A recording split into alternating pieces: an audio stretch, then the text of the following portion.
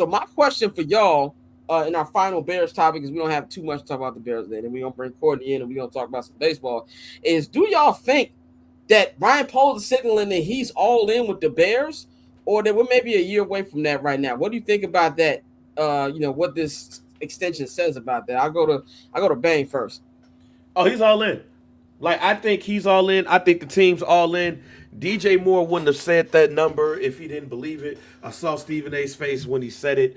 I keep telling people, when you project, look at the schedule, and people don't necessarily go look at the Bears schedule when it comes to projection. I hear people talking about the back half of the year when they go up against Detroit and Green Bay and San Francisco, but nobody in the national media has said these two things. The Bears beat Detroit last season, and they should have beat them twice. And they don't say that the Bears were a minute and a half away from being 10-7. I see them say that the Bears is set up better than any number one seed, number one team with a number one pick, but they still talk like the Bears was 3-14. So when you look at this, and I will never stop talking about this, the team was 7-10, a minute away from being 10-7. A defense who saw improvement once Montez Sweat got there. A defense who was one of the top defenses in the league in the back half of the year. And Justin, while we liked him, while we loved him, while we were skeptical about this whole thing, Justin was the quarterback. That's the place where the team improved the most.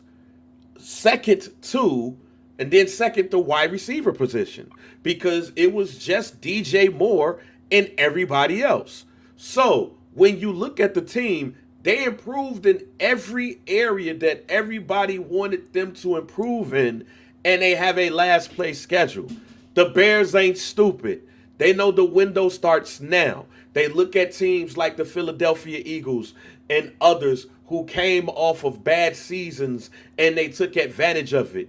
You can't be in a situation like this and not be all in now. Because if you try to play that bullshit this year and not be all in, you have a decent season. Then when you want to be all in, you have a second place schedule against tougher opponents on paper. So no, they are not only all in right now, their goal is to get to the Super Bowl. And if you look at past history with teams who have went to worst to first, it happens more often in the NFL. But this is where it's different. You have a team who was the last place team in a good division that actually has a number one pick. And Scott, you said it multiple times. The force multiplier is having a great quarterback. In this situation, he can grow into being good because the team is a higher than normal. You all right, Scott? Because look at you. You all right? Hey, I was choking on some water. That's why I don't mute. But the team, like the hell, but the team is above average, and he's coming to a team that's above average. They need to stop. Just stop talking to the national media. The Bears are going to be okay. They're all in. National media is on full on Bears watch, which I'm not falling for it this year. I'm just not. I haven't even clicked on some of these videos I've seen. I'm proud of myself. I'm telling the fans, do not take the bait. I saw one on Get Up where it said it's Caleb Williams on track to fail. I was like, my nigga, it's 8:00 in the morning. This is what we doing? But I think Baby hit the nail on the head. I'm with you.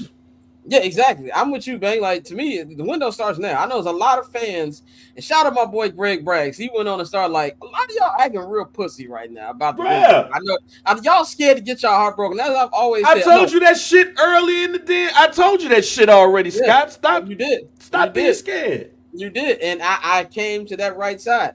What's called? Somebody in the 79th and Hallis chat yesterday put, when me and my brother were talking about it, and I told Bears fans, learn to love. Open your heart to love. And somebody put, heartbreak is better than having no bitches. I was like, that is correct. Hey, that's a great quote. that is perfect. Heartbreak is better than having no bitches. So that's how I thought was great about that. But yeah, man, my seat, man, is fucking up. Anyway, so the thing that stood out to me was the window is open because you got the last place schedule. You got to take advantage of this. And if you go in next year, like, oh, we'll get him next year. It's the NFL. Anything can happen.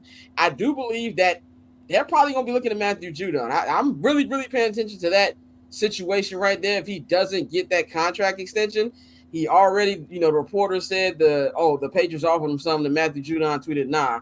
I think that has to be something we're going to monitor because I do believe Poles is putting all his chips in. Dante, what do you think?